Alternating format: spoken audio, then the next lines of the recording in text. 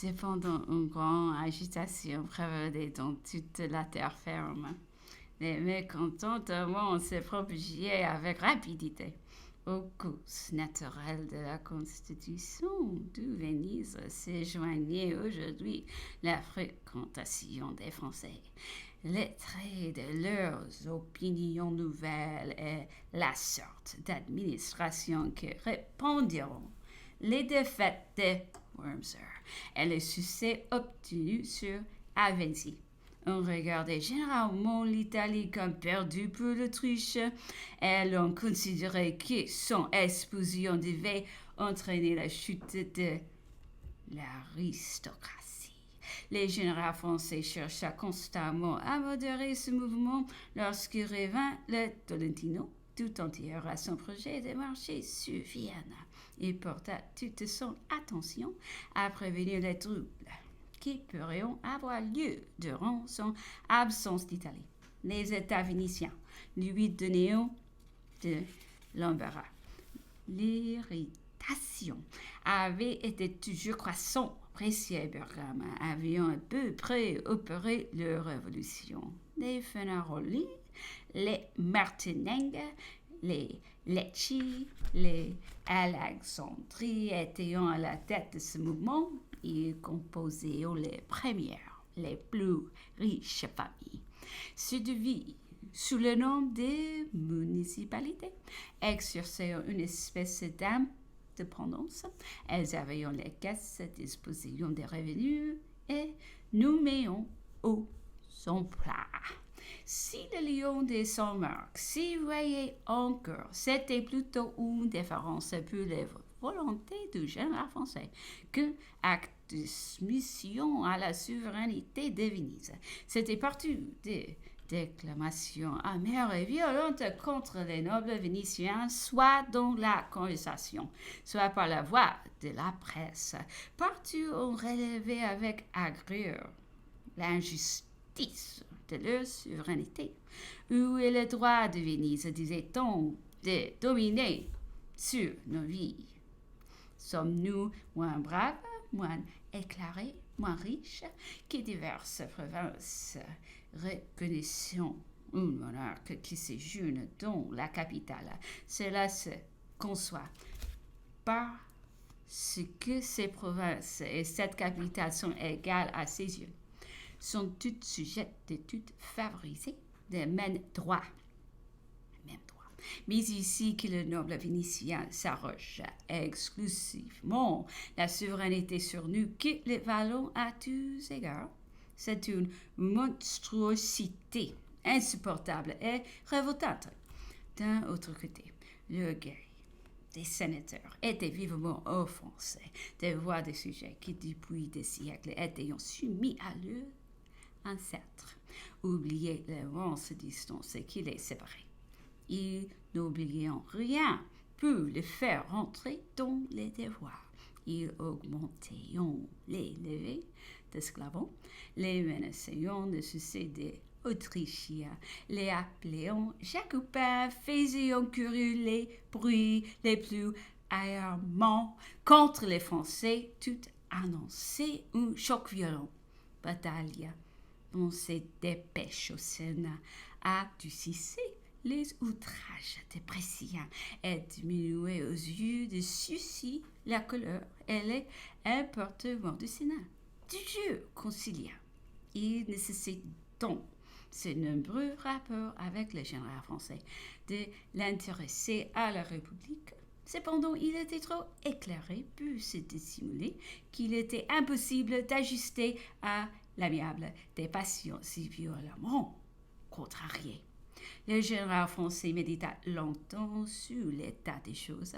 Il lui semblait impossible de laisser ici susciter 3 millions d'individus livrés au désordre et à l'anarchie. Il n'avait pas plus d'influence sur les amis de la France que sur le Sénat même. Il pouvait même les empêcher de se porter à de telles démarches, mais il ne pouvait les empêcher empêché de parler, d'écrire, d'irriter personnellement le Sénat dans une foule de détails d'administration que lui étant étranger, il fallait pourtant prendre une partie.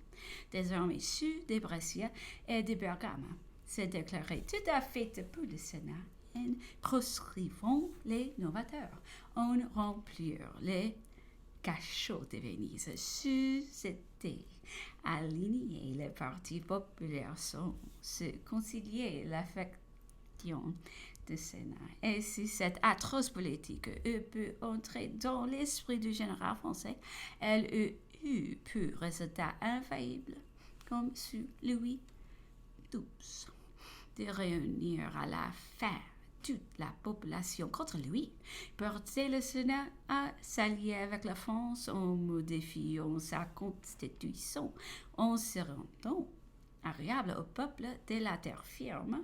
C'était sans doute le meilleur parti aussi. Le général français avait-il tout tenté pour l'amener.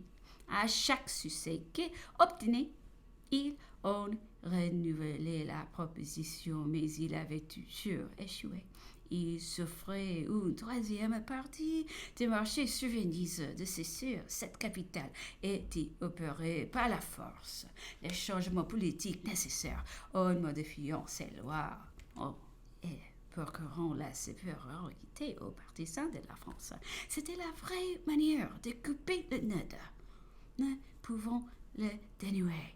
Mais quand, après avoir arrêté ce projet, il voulait déterminer le moment de l'exécution, il lui devenait impossible de le concilier avec les circonstances et son grand projet sur Vienne.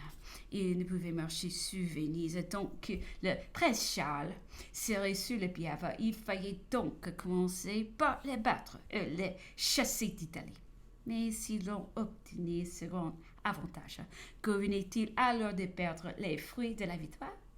Fallait-il regarder le passage des montagnes pour ramener la guerre autour de Venise? C'était donner au prince Charles le temps de se reconnaître, de se renforcer, de créer de nouveaux obstacles. On ne pouvait attaquer Venise sans avoir battu le prince Charles qui la couvrait. Et on ne me devait pas après l'avoir battu, parce qu'alors le temps était trop précieux et qu'il convenait de le poursuivre jusqu'à Vienne. Venise était d'une grande force. Elle était défendue par ses lagunes, une grande quantité de bâtiments armés, 15 000 esclaves en formaient sa garnison. Maîtresse de l'Adriatique, elle pouvait recevoir encore de nouvelles troupes. Enfin, elle recelait dans son sein la force morale de toutes ces familles souveraines qui ayant combattre pour leur existence politique, qui pouvaient évaluer le temps que nos troupes seraient retenues à cette entreprise et peu que la lutte se prolongeait. De quel effet ne pouvait pas être une telle résistance sur le reste de l'Italie. Cette nouvelle guerre ne manquait pas d'éprouver des grandes contradictions à Paris. Venise y est un ministre très actif. Les conseils y étaient en opposition avec le directoire. Le directoire lui-même était très divisé. Si Napoléon consultait le directoire sur l'entreprise de Venise, celui-ci ne répondrait pas, on éviterait la question. Si, comme il avait fait jusque-là, il agissait de son chef sans demander d'autorisation. À moins du succès immédiat, on lui reprocherait d'avoir violé tous les principes. Il n'avait le droit, comme général en chef, que de repousser la force par la force. Une guerre nouvelle contre une puissance indépendante ne pouvait être faite sans l'ordre de son gouvernement. Ce était se rendre coupable de l'usurpation des droits de la souveraineté.